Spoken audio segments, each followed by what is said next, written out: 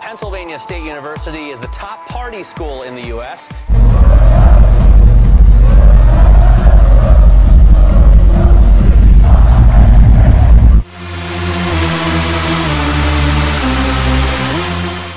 As a new student at Penn State, there are many options for how to get involved. To name just a few: club sports, thought organizations, glee clubs, career clubs, or Greek life.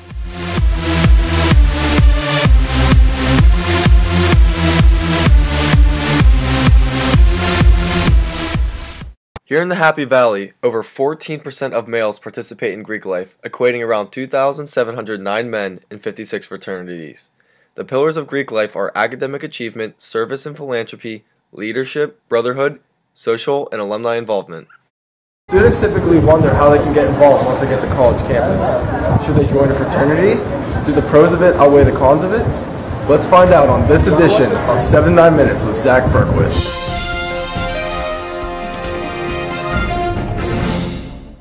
Fraternities are often given poor reputations through the constant influence of media on our society. Through social media and YouTube channels like I'm Schmacked, Total Frat Move, or the Jimmy Taser channel, fraternities are portrayed as only being about partying, dangerous antics, and objectifying women. I can assure you that we have a no hazing policy. Time to get hazed, pussies!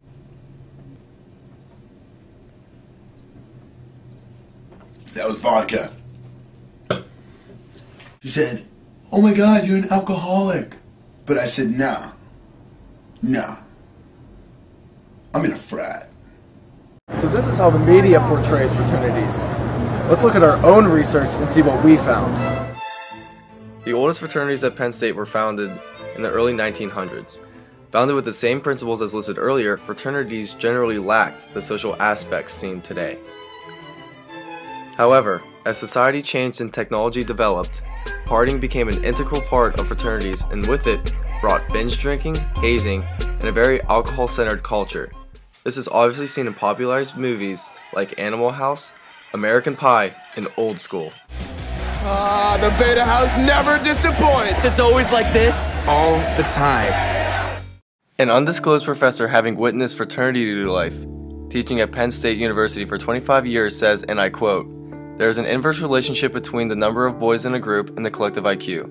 I think it is a bad idea to gather a large number of young men to live together in a house they call their own." She continues, "My impression suggests that such a living situation fosters a heightened herd mentality that often exerts a negative influence of the individuals in the frat and those they associate with." Chico State banning all fraternities and sororities effective immediately after one of its students dies from an apparent case of binge drinking. Fifth fraternity or sorority death in 6 years. Pattern of drinking and out-of-control parties that have to come to an end. Pledging a fraternity requires numerous hours and can often lead to poor academics, sleep deprivation, and hazing. You should be comfortable putting around 6 hours a day, if not more. And so does this time commitment have any effect on your schoolwork? To be frank, it does. I mean, it teaches you to manage your time, and if you really want to get all your work done and keep good grades, it's definitely doable. But it is definitely more of a challenge. Hazing is defined as any activity expected of someone joining or participating in a group that humiliates, degrades, or abuses them regardless of a person's willingness to participate. Statistics show that 73% of men and women in Greek life have been hazed, but sometimes this does not show the full picture as many accounts go unreported. I didn't need to sweep floors to meet friends. So you were getting hazed and stuff? At Penn State? Yes. Yes? Yes. What were they making you do? How about the hot sauce down your underpants? Mom, this isn't your interview. I can't tell that. Then the whole fraternity will get in trouble. It'll all come back to Ellen. Yeah, I mean, more than half the people quit. Oh. Well, why'd they all quit?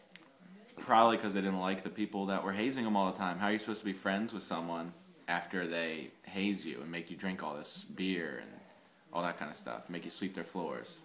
All right, come on. But I met so many good friends that I ended up living with for the next 3 years of my college experience, and I'm really glad I did it. Did they all? Even though some people experience the negative sides of fraternities, they can still see the positive aspects of them. In fact, Greek life actually plays a major role in donating to philanthropies.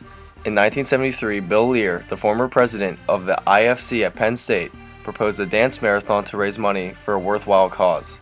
Over the next 50 years, Thon has turned into the largest run student philanthropy in the world, raising over $89 million for pediatric cancer, and it all started from a Greek event. The top fraternity and sorority pair last year was Alpha Tau Omega and Zeta Tau Alpha, who raised $300,000 for Thon. People might not think that philanthropy is actually a big deal, like it's something we say, but as a member of ATO, it's definitely the main focus of our fraternity. We've been #1 Thon for the past like 6 years or something like that, and it definitely is what everyone in the house cares most about. In addition to this, every fraternity is paired with a philanthropy organization and hosts a variety of charities every year. Alright, what types of activities go on in a frat? We got all kinds. Philanthropies, brotherhood activities. It's all about giving back to the community. Yeah, we just like brotherhood bonding is our favorite thing. Like what type of philanthropy do you do? We actually have one tomorrow. Yeah, our fall philanthropy is tomorrow. Where we all dress up in Santa costumes and some elf costumes as well, and care for like underprivileged kids. Fraternities stress academic excellence. In fact, over each of the past 6 semesters, fraternity brothers at Penn State have a higher average GPA. In the fall semester of 2012, they had a 3.13 GPA compared to a 3.08 GPA of independents. So why did you initially want to join pledging a fraternity? Well, I really wanted to pledge a fraternity more for like the social aspect of it. I really wanted to have a lot of friends that I could be close to and that I could always go hang out with on the weekends and always have something to do. So the social aspect of it was really nice. And also they do kind of stress academic excellence in them. They all like kind of fight to be the best academically as well. So I know that a lot of brothers would help you out academically if you're having trouble in any of the classes.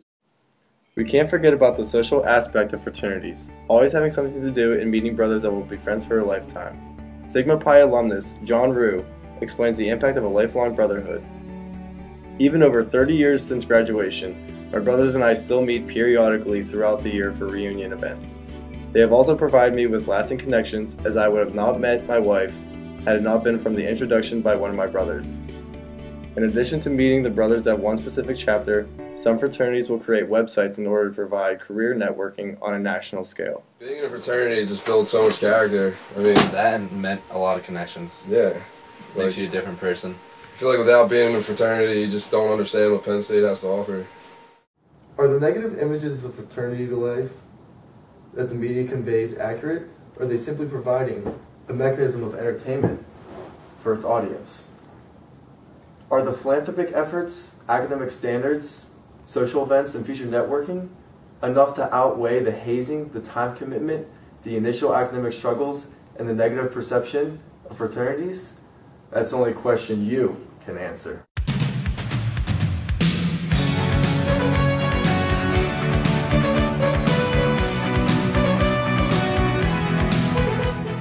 Is this low enough? Yeah.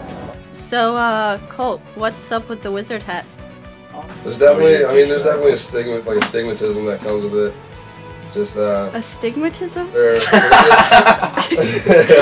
Every time you go in a fraternity, your left eye is just fucking right. Cheers to Penn State. Responsibility is honestly most of our middle name. Most of it.